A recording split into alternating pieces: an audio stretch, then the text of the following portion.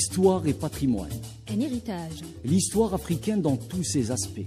La colonisation, la traite, les indépendances et tout ce qui a glorifié le continent. Histoire et patrimoine. C'est aussi un espace où il est question du patrimoine africain dans sa diversité. Patrimoine comme trésor de la mémoire et son double enjeu à la fois source d'histoire et repère mémoriel. Histoire et patrimoine. Présenté par Hassan Ara. Bonjour et bienvenue à tous dans Histoire et patrimoine. Nous allons revenir aujourd'hui sur le congrès panafricain de 1921. Contrairement au précédent congrès, le congrès panafricain de 1921 ne se déroule pas uniquement dans une seule ville.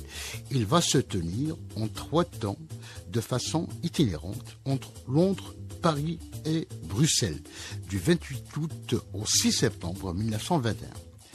Les différentes délégations venues d'Afrique, des États-Unis, d'Europe et des Antilles ont pris en charge leurs frais de voyage. Ce congrès, qui a réuni une centaine de délégués, est organisé grâce aux dons envoyés aux initiateurs par des militants dans les colonies et aux États-Unis.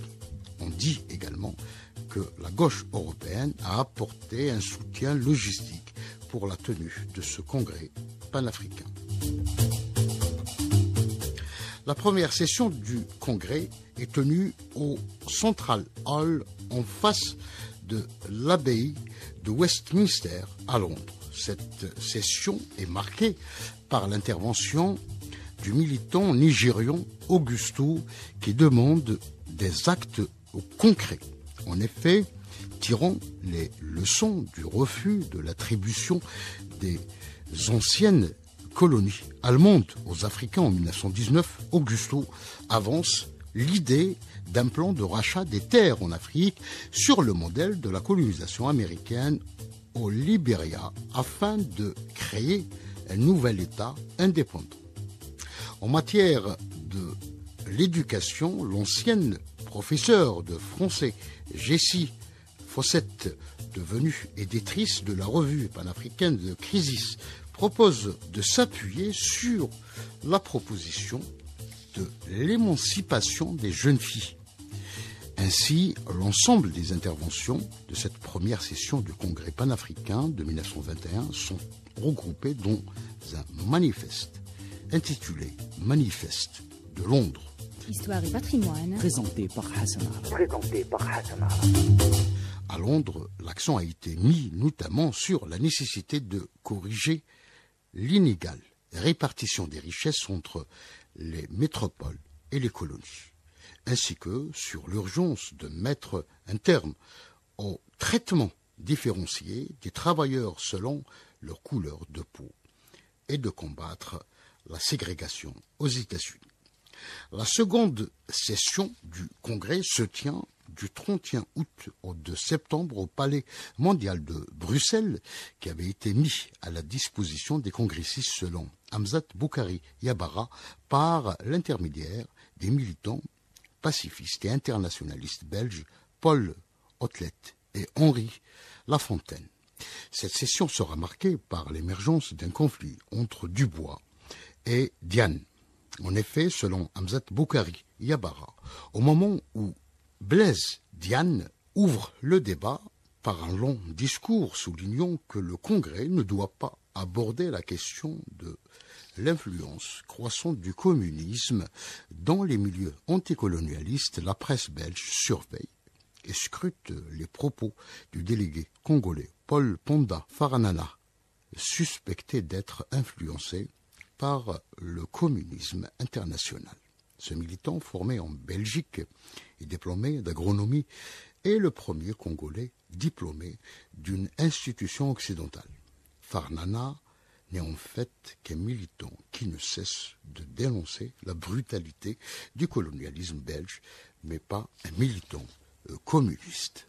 À Bruxelles, le dernier débat est consacré au manifeste de Londres, débat qui va provoquer une scission entre les partisans de Dubois et ceux de Diane.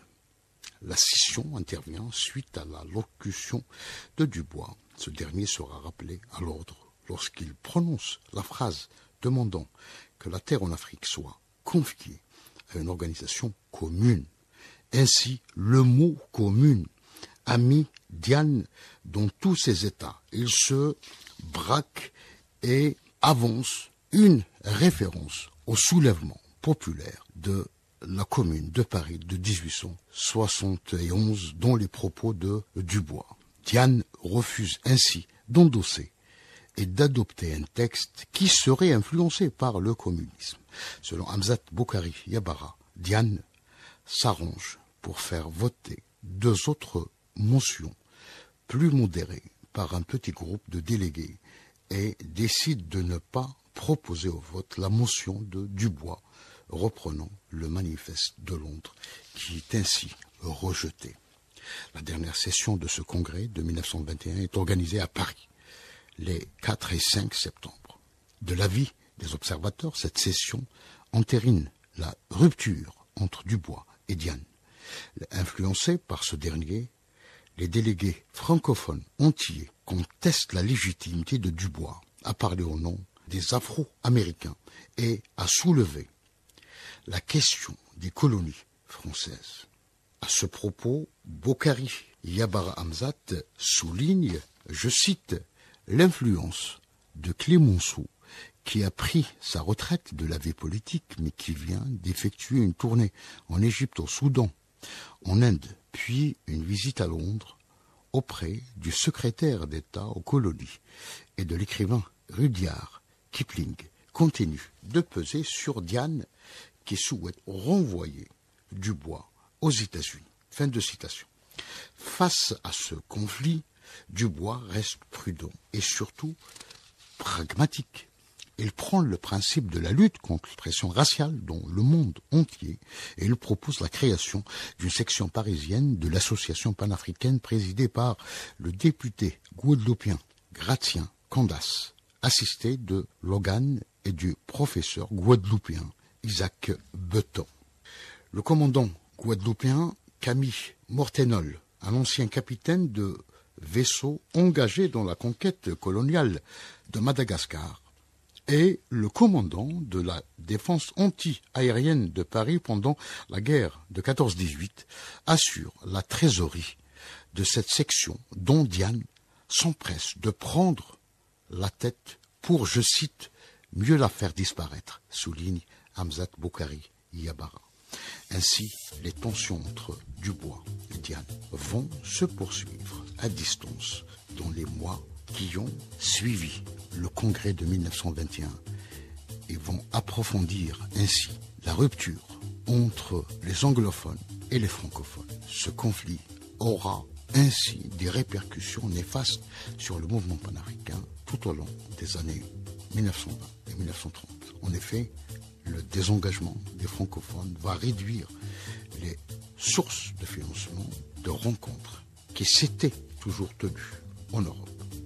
Pour tenter de relancer la dynamique et d'échapper aux accusations des uns et des autres, Dubois fait tout pour contacter une nouvelle génération de panafricains à qui il va tenter de passer le témoin pour mieux s'organiser et mieux défendre leur continent.